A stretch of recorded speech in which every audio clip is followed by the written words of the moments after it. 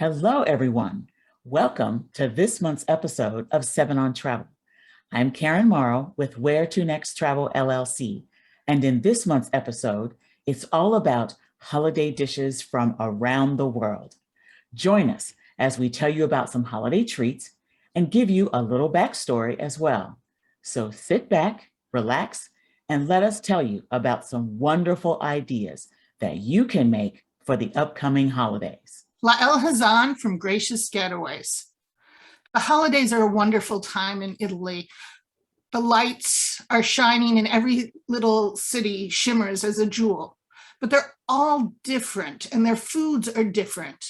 The holidays are a time for abundance, and the people of Italy and the villages create their own ways of what that means. You're not going to find the same dishes throughout Italy, and that's one of the reasons to travel there, so you can experience all the different foods.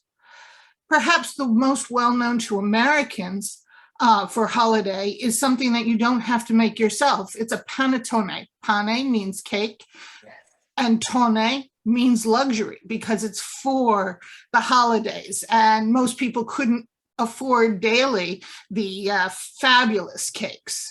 Now in America, we're getting some of the really good varieties, and I highly recommend it. It's not the fruitcake that people keep in their freezers and re-gift. It is a light, airy cake and can be filled with everything from chocolate, one of my favorites, to wonderful candied chestnuts. For the New Year's, my family makes one of their regions, which is Emilia-Romagna, one of the favorite items, which is cappelletti or tortellini. Cappelletti means little hats, and at New Year's, Capo d'Anno, it is the hat or head of the year, so it's an appropriate in pairing. And the way to serve it is in brodo, which is as a soup. This is best made by yourself. It does take a bit of time to make. According to, there are many legends of how the cappelletti got their name. Some thought it was from the infamous femme fatale of Lucretia Borgia, when a servant looked through the peephole at her and thought this looked like her navel. But others say that it is the head of a bishop's hat, and it looks kind of like a hat, which brings it back to a New Year's hat, head of the year. The name really depends on where you are in Italy. And in the Romagna section on the Adriatic coast, they're called cappelletti. They do need to be made by yourself, and you do need to make the pasta. Please do not buy store-bought pasta for this. You can find, my family is fairly well known for making pasta, especially my husband, and you can find the recipe underneath or in his book, How to Cook Italian by Giuliano Hazan. It does take time, but you really can do it. It's not as hard to do as you might think. We had a whole kindergarten class make them. It's fun to roll them out. A key secret of rolling them out is not to put too much stuffing in them because they'll break. And you roll them, I use my pinky finger to roll a cappelletti and make the hat. And if you get good, you can make a lot in a very quick amount of time. We The filling that I'm suggesting is with meat, because meat is something that you really only the nobility used to have. And so again, keeping with abundance, we do put them with meat, and we do put them in a meat broth. Another note is they're best in the first 2 or 3 hours after making, and don't refrigerate them if you're not using them that quickly, because it changes the consistency. But it is a wonderful, wonderful meal to have. It's a celebratory meal for the new year. And if you're not making them yourselves, the best place to have them is when you go and visit Italy. So do visit Italy for the holidays. It is great and shimmers. And now Amy will take it away. Hello, this is Amy with Make Amazing Memories Travel, and I am going to talk about lefse. So there's a interesting history behind lefse. It actually started way back with the Norwegian Vikings. Today's lefse is made with potatoes and flour. The Vikings and the early Norwegians only used flour because they didn't have potatoes available at the time.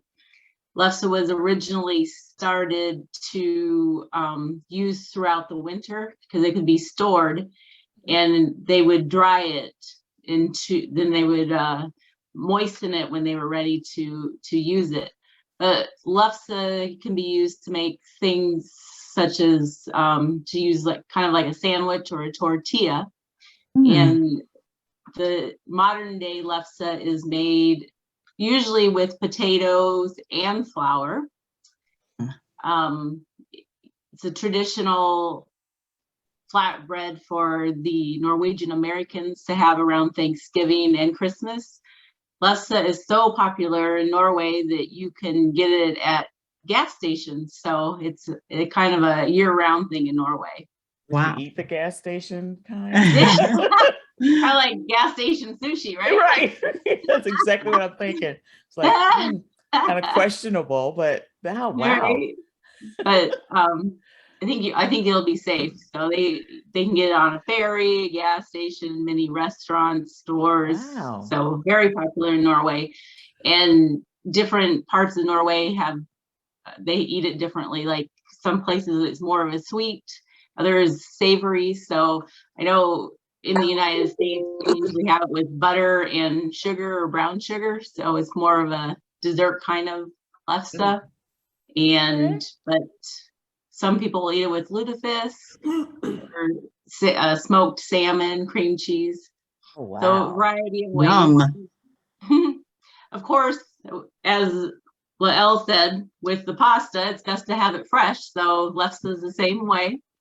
And if you want to make your own, it's very doable. It's kind of a process that you want to start the day before because your potatoes need to cool overnight.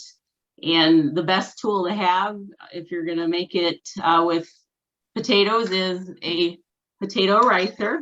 So you put your potatoes in there. Wow. And it comes out these little holes. We all need more tools in our kitchens. Yeah. And they suggest that you do it twice to have it so there's no lumps in your lefse. Oh, cool. Hey. So that's the only tool I have to make lefse, but there's many other tools available, like a actual grill for lefse. There's the traditional aluminum one, and then the more modern non-stick. You can also get a pastry board with a cover so you can get the exact size round of lefse that you want. Rolling pins with covers, a lefse stick for flipping the lefse over, and even a little, they call it a lefse cozy, so you can keep it warm while you're cooking the other ones. One of the big tricks for lefse is to keep the dough cool, because once it gets warm, it's hard to work with and roll out. So a lot of people keep it in the refrigerator and just work on one ball at a time. So there are a number of recipes out there. They're all pretty similar. They have potatoes, heavy cream, butter, salt, and flour. So that's kind of the, Simple. Okay. yeah, pretty simple. It's just time consuming, but it's a good family event. And of course you can buy it in the United States at the store. You can have it shipped to you.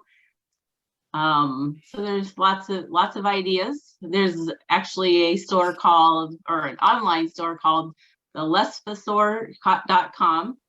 They have recipes on there. They have lefse kits that you can buy, so you can get your nonstick griddle and everything else, along with pre-made lefse that you can just add liquid to and then make your own, or you can just have them send it straight to you. So which I might do.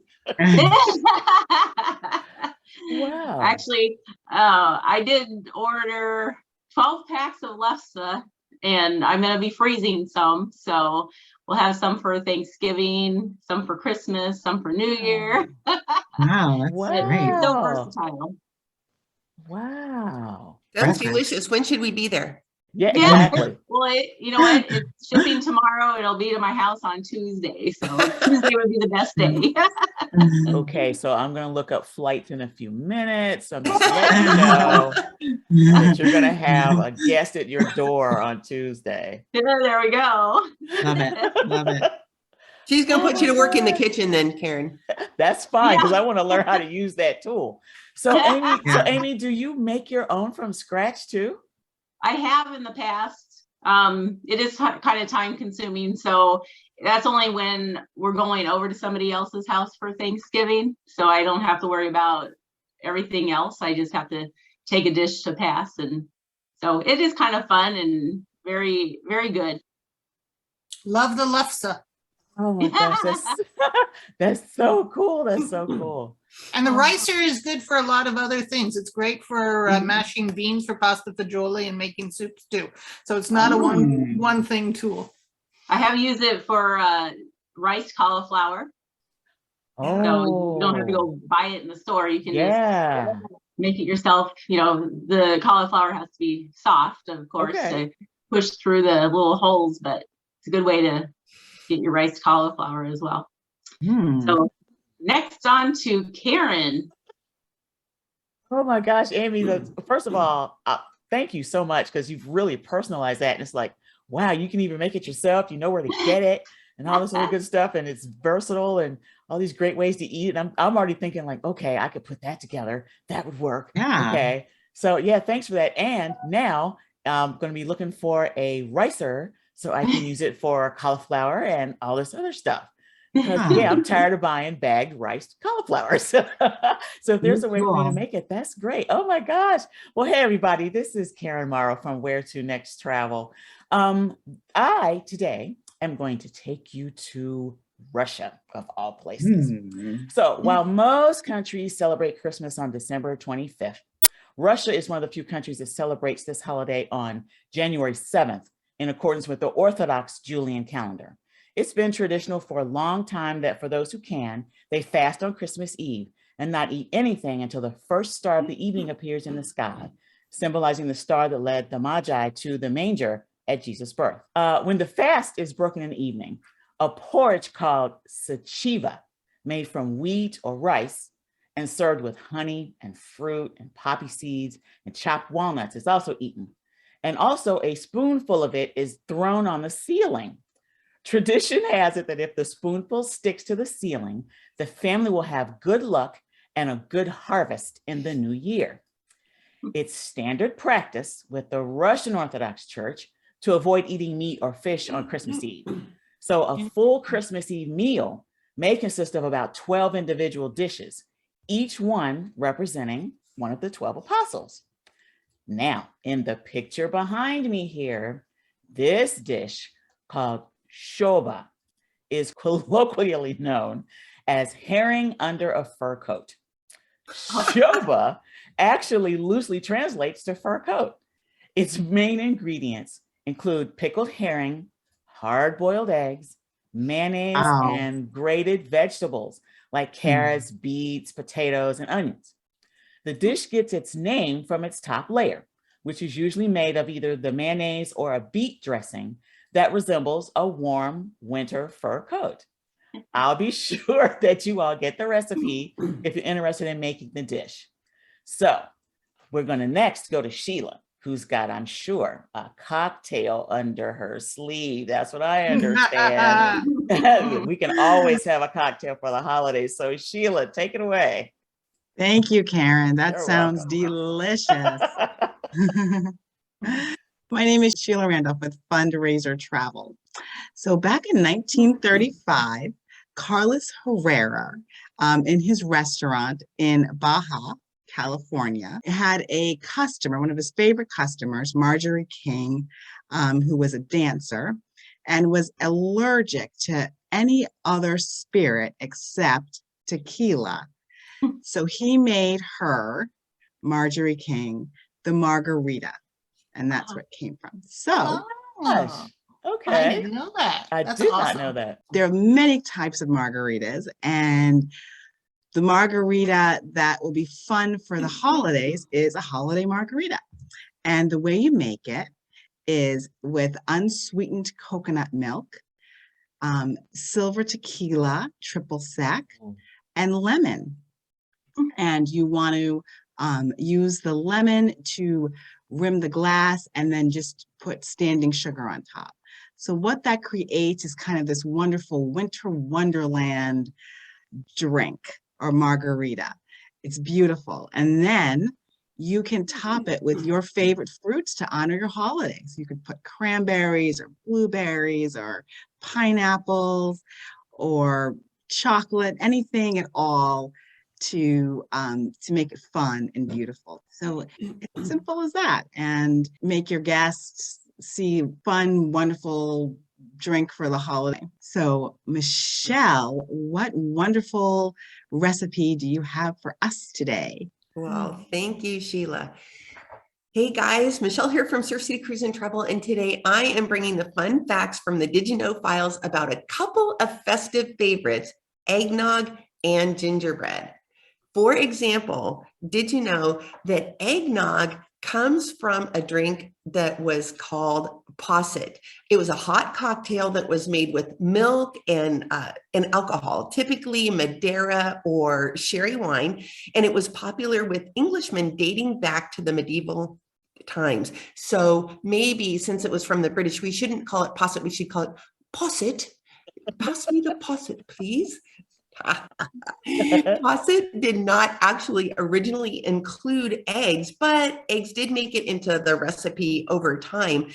But because eggs and milk and the Madeira or sherry wine that was used to make this cocktail were expensive, essentially it became only a drink that was able to be served and enjoyed by wealthy British aristocrats because they were the only ones who could actually afford the ingredients that would go into this drink.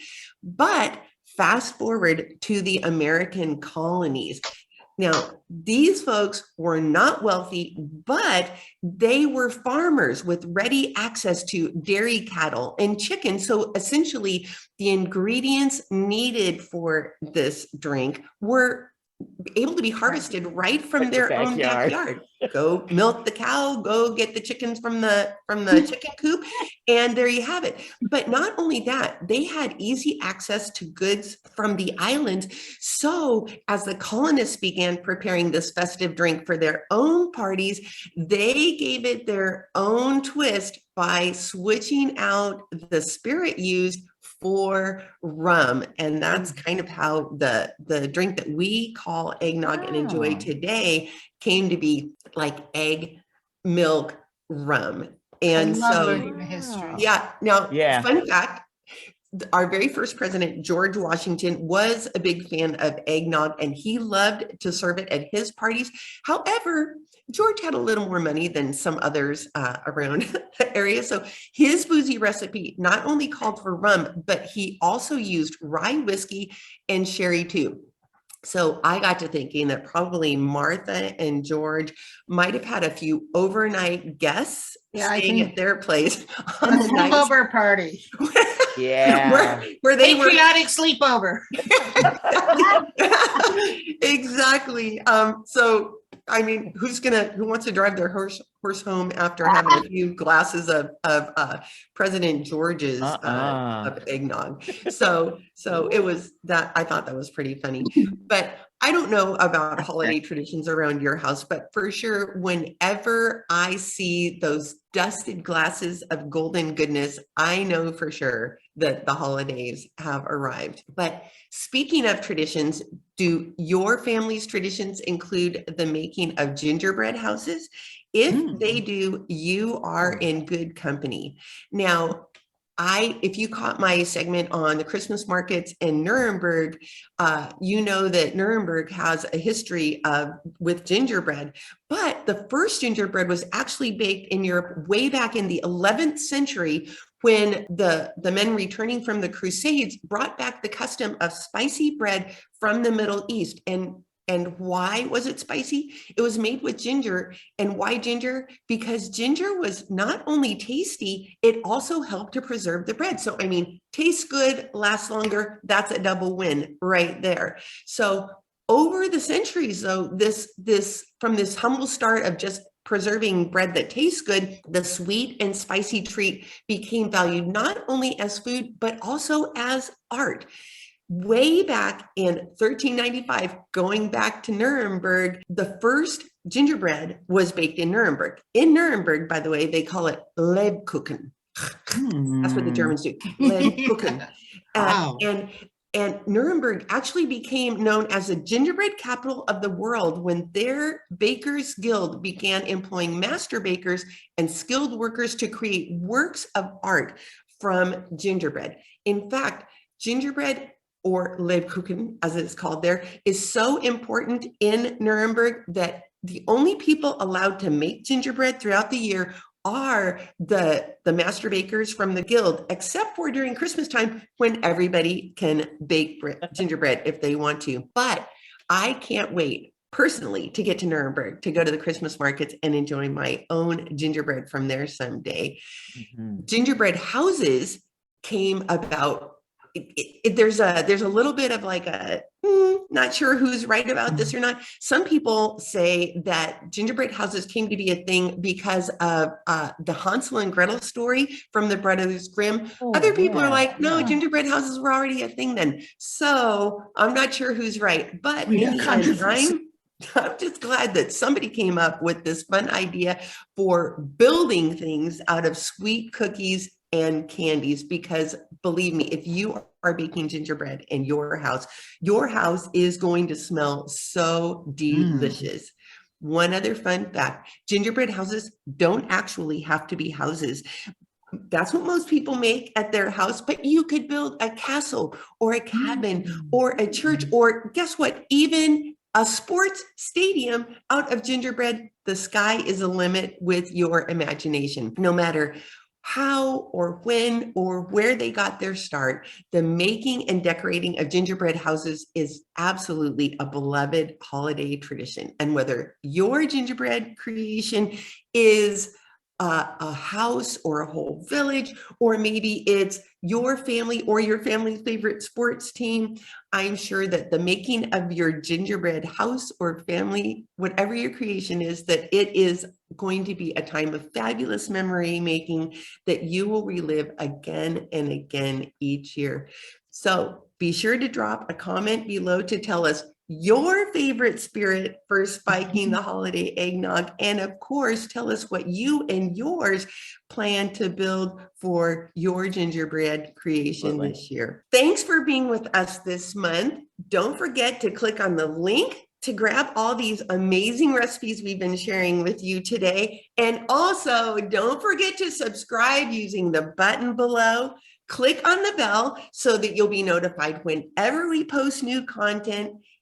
Want to reach out to us? Just watch all the way to the end of the video where you'll get the contact information for each of us. And until next time, that's it from us. See you next month. See you next month. Bye. Yeah.